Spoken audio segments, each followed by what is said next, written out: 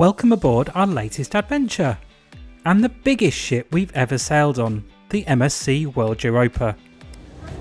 We're going to Milan.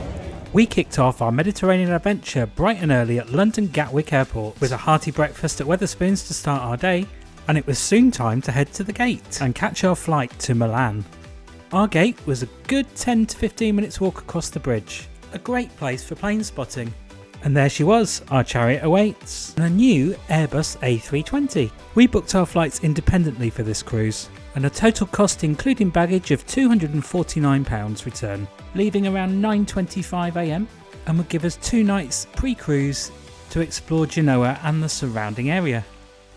And we left bang on time. It wasn't long before we were up in the air and flying over Paris. It was a really clear day and we could see so much of the city from here. Can you see the Eiffel Tower? In fact, it was a perfect day for flying. You could see miles. With the weather being so nice, it was a really smooth flight. A great chance to have a little nap before the day ahead. But we were soon in for a little surprise. Cue the incredible Alps. The Alps span 8 countries including France, Switzerland, Austria and Italy. So they were pretty much with us for about half our journey. Don't they look magnificent?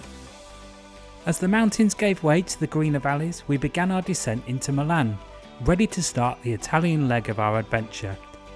The flight was 1 hour and 20 minutes, quick, easy and packed with those amazing views. The cabin crew were excellent as always with easyJet, and they made our journey feel like no time at all. So here we are, Milan Malpensa Airport. After we'd disembarked, we were speedy through security and heading for the station. Our first train was from the airport to Milan Central Station. That took around an hour. And then from Milan Central Station, it was around about a 2-hour journey down to Genoa. We passed through rolling hills covered in vineyards, ancient towns perched on hilltops and lush countryside. Arriving into Genoa and made the short hop on the metro to our hotel B&B Centro. After a quick freshen up, we grabbed dinner and an ice cream and explored the city before heading to bed. Phew! The next day we were ready to explore the Ligurian coast. First stop, Portofino. It's fairly easy to get to. Just jump on a train from Genoa Piazza Principe. Half an hour later you'll arrive in Santa Margherita.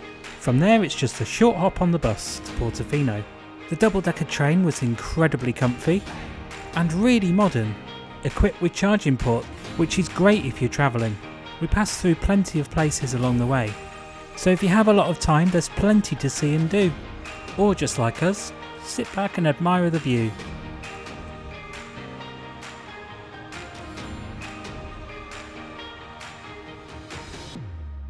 And it wasn't long until it was our stop.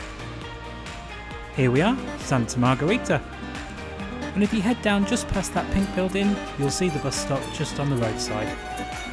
Buy your ticket on the bus for around €3 for this 45-minute journey. And what a beautiful bus journey it was.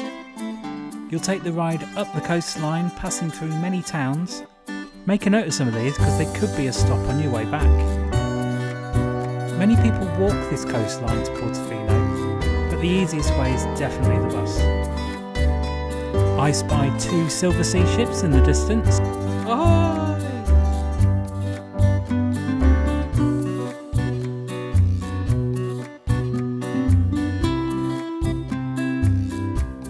So, here we are, the beautiful town of Portofino. This former fishing village is now a magnet for yachts and movie stars, but it's also retained its charm. The colourful buildings curve around the tiny bay and everywhere you look is picture perfect. All these colourful buildings look incredible against the blue of the sea. We couldn't have hoped for better weather today, it was just incredible. We took some time to really take in the atmosphere here. It was a very busy day, with some kind of food festival going on. We sat around the harbour for a good hour or so, just admiring the view. There's so much to take in from here. It's picture postcard perfect.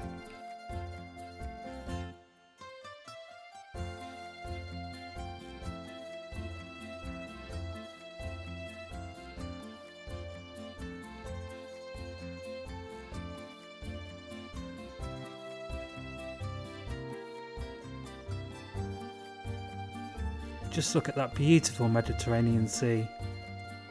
This place is just wow. What do you think to Portofino? Beautiful. The weather's really nice. It's amazing. We then took a walk and a climb where we got beautiful sweeping views of the bay. The gorgeous San Giorgio church at the top. You get some incredible views from here, all along the coastline and back to Santa Margherita where you started. It's also an incredible spot for a photo opportunity against the backdrop of the harbour. What a spectacular view. We've fallen in love. Beyond the church there's this incredible cemetery, known for its flower-adorned graves and its crypts built into the hillside. It also offers some spectacular views out into the Mediterranean Sea.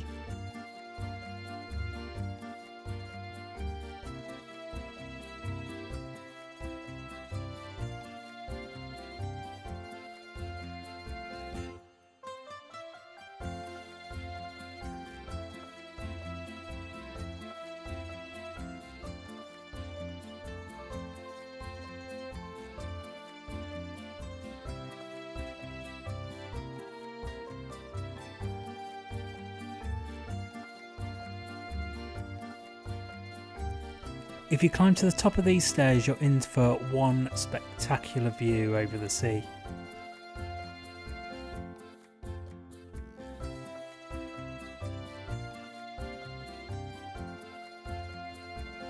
What an amazing place. Heading back into Portofino now, we took the back route behind the town and admired all the plants on the walk down. Focaccia time now. These were beautiful, so many different toppings.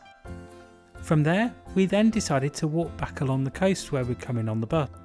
We went for a nice paddle in Paraggi Beach. What a stunning backdrop this was. Wish we'd have brought our swim kit with us, but it was lovely all the same. And a nice way to cool off in that beautifully warm sun. We then jumped back on the bus and headed back to Santa Margherita and explored the shoreline. It's bigger, more lived in, with a lovely seafront promenade and lots of cafes. The landscaping around the promenade is so well kept. It's the perfect place to grab a coffee, unwind and just sit and watch the world go by. You can even grab a boat trip from here. This is honestly one of the best day trips we've done. The scenery has just been spectacular. We definitely want to come back and explore more of this coastline someday. It's a real gem if you're ever in Italy. And well worth the effort to get here on an excursion from Genoa if you're on a ship. Back on the train now and back to Genoa along that magnificent coastline. We spent the half-an-hour return journey just gazing out to sea. The sea looks so sparkly here. And look, there's a couple of canoeists.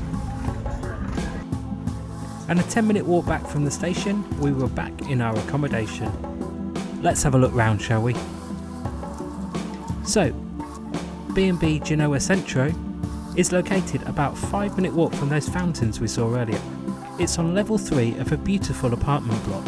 And we think there was about 4 or 5 rooms to book, all located off this central corridor, as well as this gorgeous breakfast room. We spent our mornings talking to other guests and just seeing how they were finding Genoa, and we met people from all over Europe here. Now with the rooms they all share bathrooms, and there was 2 bathrooms in here. We never struggled for a spot in the morning. And the best part about this place was this incredible lift. It was so vintage. It was a bit like a wooden box just surrounded by a cage with 2 louver doors. It definitely felt like the original and it was so quirky, we loved it.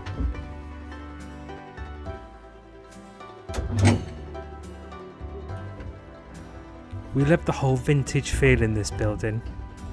And a lot of it was undergoing renovations. and it was beautifully maintained and still had a lot of original features. So after a quick freshen up in our room, we decided to head out into Genoa for a lovely stroll and to find some dinner.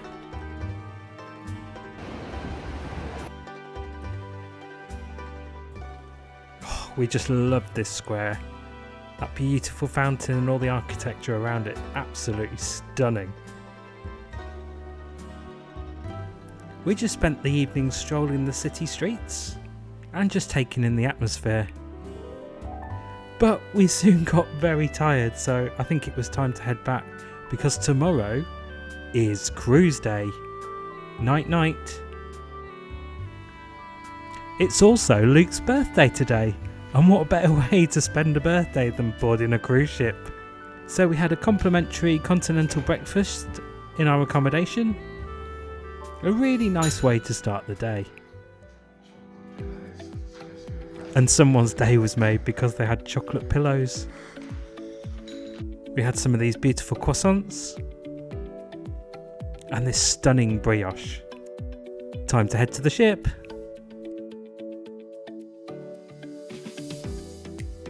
We retraced our steps from a couple of nights before, down through the metro and along to Genoa Central Station, where we walked across the road and into the cruise terminal. Are you excited? Yeah, it is. First mega ship. We handed our bags over, and then all of a sudden, there she was. Isn't she huge? We had an incredibly speedy check-in process, given our boarding card number, quickly through security, and all checked in within about What's the first 10 thing you want minutes. to do? The whole process was incredibly well organised, and it was really easy to navigate your way around the terminal and find your way onto the ship. Here we go. Jeez. It wasn't until we got a side view of the ship we realised how enormous she was. She's a big girl. We made our way along this huge promenade, the whole length of the ship. World Europa, here we come! Woo! So big. Massive. And made our way right to the front of the ship, where we zigzagged our way up the gangway. But a quick stop for some photos first. We could barely get the front of the ship in shot. Time to board. 3, 2, 1. We're on! And right in the middle of this incredible atrium. We just had to see the promenade first. It's massive! But first, straight to our rooms to get the most important thing, our cruise cards. And to check out the room, of course. We were given an accessible cabin on this cruise, and we had so much space. I think this will do for the week. We could have easily slept another 2 people in this room. And this incredibly massive bathroom. I don't think we've ever had something so big. Open decks time now. We had a good couple of hours just exploring the top decks. There was so much to see. We grabbed a drink from the bar and headed to the aft of the ship for this magnificent view. The 2 pools here are adult only. And I think we're going to be spending a lot of time here. Right at the back of the ship there's that incredibly scary glass walkway, as well as the Venom drop slide. The easiest way to get from top to bottom of the ship. Let's go! Woohoo!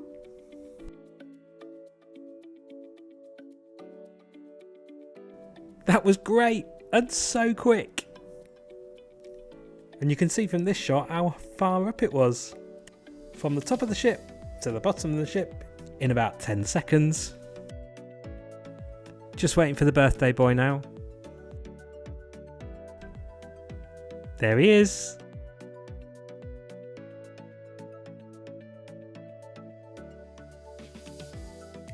And here we are on the promenade. And what an amazing space it is. Full of bars, shops, restaurants. There's even a sweet shop. Let's go and see if we can get something naughty, shall we? We loved the decor in here. It was bright and colourful and really exciting. We felt like we could eat everything on show. All very, very tempting. Look at those gorgeous waffles.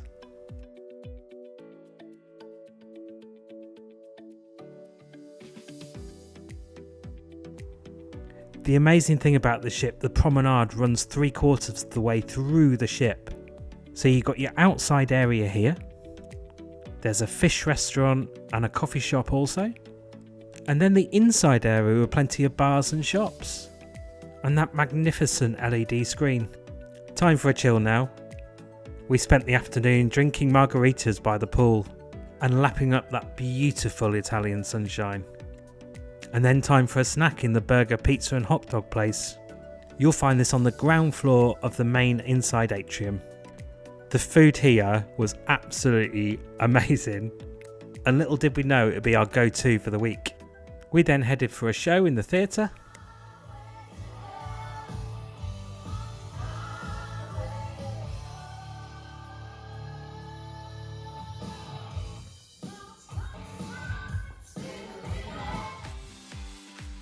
Followed by an immersive show in Europa Park, with plenty of singing, dancing and audience participation. Now, I won't spoil the show too much, but it's well worth going to see, and such an incredibly versatile space.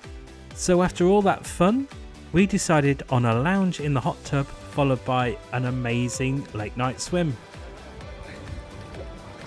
What a very long day, but a fun one. Join us next time when we head to the port of Civitavecchia. We discover what's on offer instead of going to Rome, spend some time at the beach, and finding the best spots to chill out. As well as discovering what the World Europa has to offer, followed by the beautiful port of Messina, where good friends of ours board the ship, and we have an incredible time at the White Party. So make sure you hit that subscribe button